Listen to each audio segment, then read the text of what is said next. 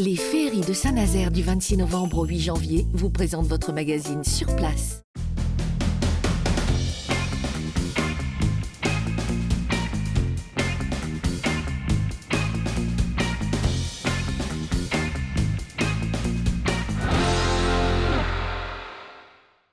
Bonjour à tous et bienvenue dans Sur Place, l'émission qui se déplace là où se passe l'actu. Et l'actu aujourd'hui, c'est un anniversaire. On va célébrer les 30 ans du musée de l'imprimerie de Nantes. Il se trouve ici, quai de la Fosse. Il est un peu caché, juste à côté de la médiathèque Jacques Demy. Et on vous propose de découvrir ou redécouvrir ce musée qui est définitivement vivant.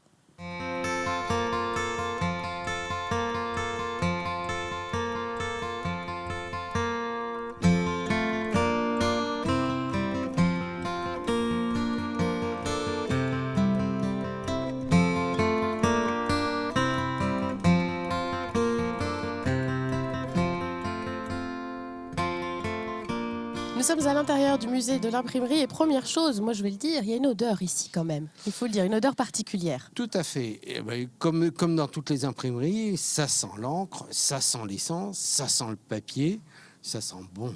Voilà, ça sent bon, c'est parce que c'est un musée actif, on va y revenir. Mais d'abord, revenons à la genèse. On est ici pour les 30 ans du musée qui a ouvert le 6 décembre 1986. Quelle était l'idée au départ de ce musée ? Alors, l'idée est venue d'un collectionneur, d'un typographe qui voyait sa retraite arriver et qui s'est dit, dans le fond, quand je serai à la retraite, je vais pouvoir faire ce qui me fait plaisir, c'est-à-dire faire de la typographie. Donc pour ça, je vais récupérer quelques casses et puis une ou deux machines d'imprimerie pour pouvoir imprimer. Ce que faisant dans la profession, ça s'est su. Et il y a eu énormément de gens qui se séparaient de matériels anciens et qui lui ont proposé. Il a commencé à en accumuler, à en mettre un peu partout. Et un jour, il s'est trouvé en présence de Sylvain Chiffolo, qui est un ancien imprimeur, et surtout qui était à la mairie de Nantes, et qui lui a dit, mais tout ce matériel, il faut le montrer. Donc, il faudrait créer un musée. Donc c'est un collectionneur qui a finalement emmagasiné un certain nombre de pièces. Et là, même d'ailleurs à l'intérieur du musée, il n'y a qu'une petite partie de la collection du musée. C'est une toute petite partie parce que, faute de place, on a des réserves qui sont très importantes, qui se situent sur Saint-Herblain, où là, on a à peu près 5 fois plus de matériel que ce que vous voyez ici.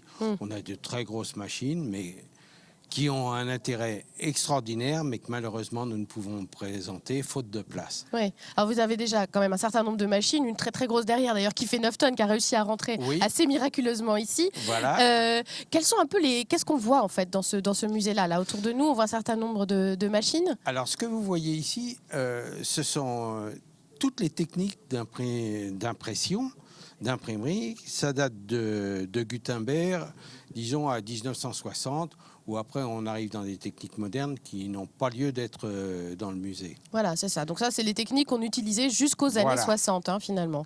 Et alors, la particularité de ce musée, parce que je sais que vous allez me le demander, c'est que c'est un musée atelier vivant. Et c'est le seul musée en Europe où toutes les machines sont en fonctionnement. Voilà, c'est vrai, c'est que quand on est entré dans ce musée, on s'est dit, mais dis donc, il y a du monde. En fait, les machines tournent. C'est aussi pour ça qu'il y a cette odeur, c'est que les machines tournent. Nous avons aussi un volet qui est très important, qui est celui des artistes qui viennent s'initier à la lithographie ou à la taille douce, ou qui viennent tout simplement louer les machines pour travailler. Mais oui, évidemment. Et ça, pour nous, c'est fabuleux parce que ça donne lieu à un certain nombre d'estampes qui sont tirées ici. Et en 30 ans, on en est rendu, on a 3000 estampes en stock.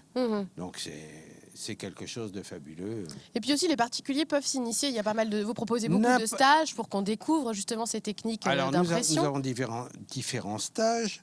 On a des stages, bien sûr, pour s'initier aux techniques dont je vous ai parlé, que ce soit la typographie, la taille douce, la lithographie, la linogravure.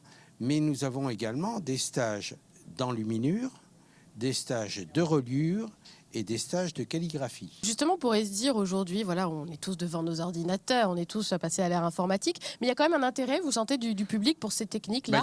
Il y a un intérêt évident parce que vous retrouvez sur votre ordinateur exactement ce que vous avez trouvé en typographie ici, c'est-à-dire les polices de caractères, les tailles des caractères, le corps, ce qu'on appelle le corps du caractère.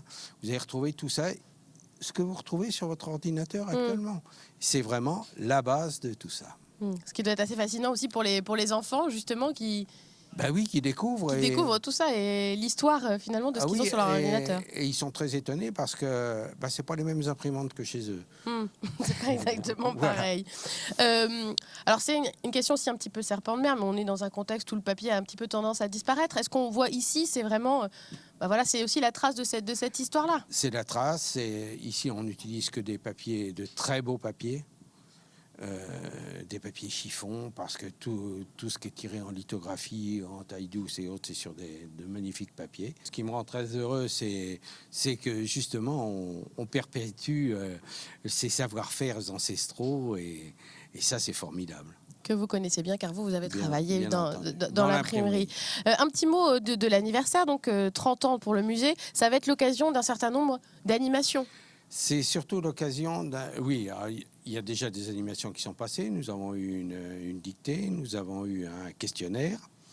Et puis, nous allons avoir tout au long de l'année des expositions. La première a lieu en ce moment dans la galerie Le Corridor, qui est la galerie du musée, qui est sur la lithographie. Ça va être suivi d'une exposition taille douce. Il y aura ensuite une exposition de linogravure. Et enfin, une exposition de livres que nous réalisons ici, soit avec des élèves, soit avec des adultes. Avec à chaque fois le chiffre clé, évidemment le chiffre 30, donc 30 ans, 30 litos. Voilà, 30 litos, exactement. Etc. Exactement. Mais merci beaucoup, Jean-Yves Marin, pour cette visite.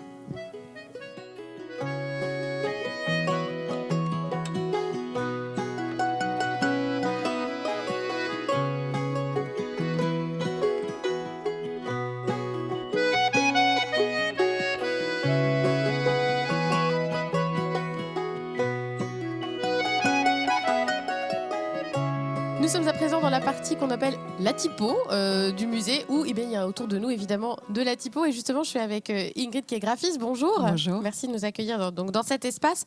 On a un petit peu parlé avec Monsieur Marin de la typo, mais là, on est vraiment au cœur du musée qui est consacré à cette partie-là.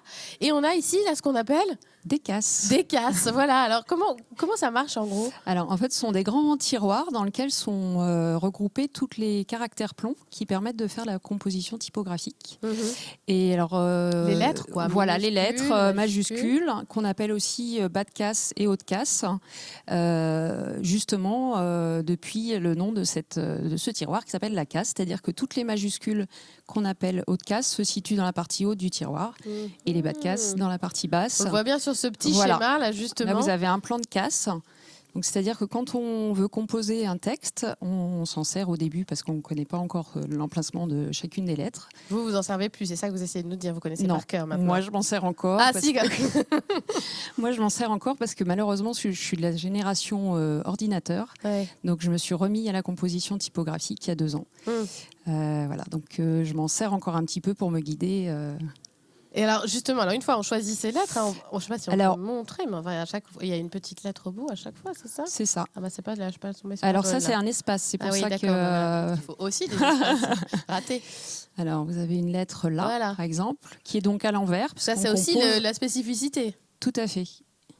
On compose tout le texte à l'envers pour qu'il soit imprimé ensuite à l'endroit. Donc c'est aussi la difficulté. Alors on s'aide un petit peu. Des fois au début on prend un petit miroir pour vérifier qu'on est bien dans le bon sens. C'est ça, parce qu'on voit là, quand ça s'aligne comme ça. Voilà, tout à fait. Donc ça c'est ce qu'on appelle cet outil, c'est ce qu'on appelle un composteur. Et c'est à l'intérieur de ce composteur qu'on va former nos différentes lignes de texte.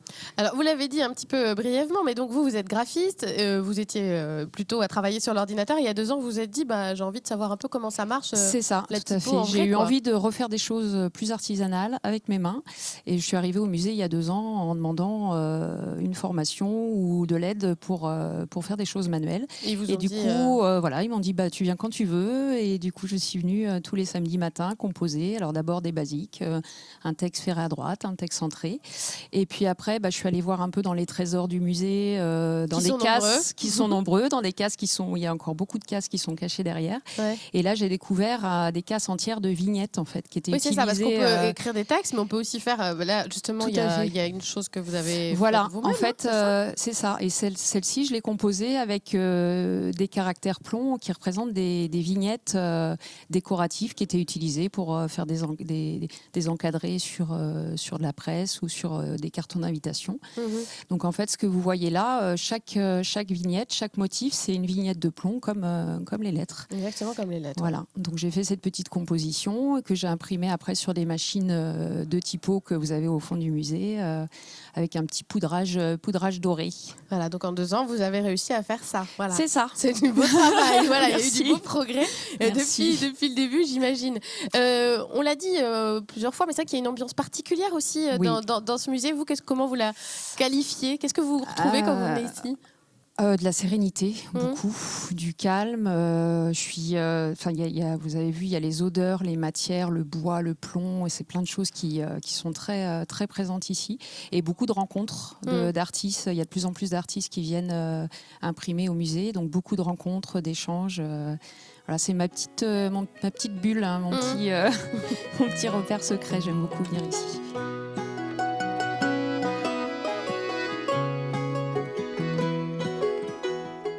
Restez avec nous dans quelques instants, on continue à vous parler du musée de l'imprimerie qui fête ses 30 ans et on vous parlera en particulier d'une technique fameuse qui est la lithographie.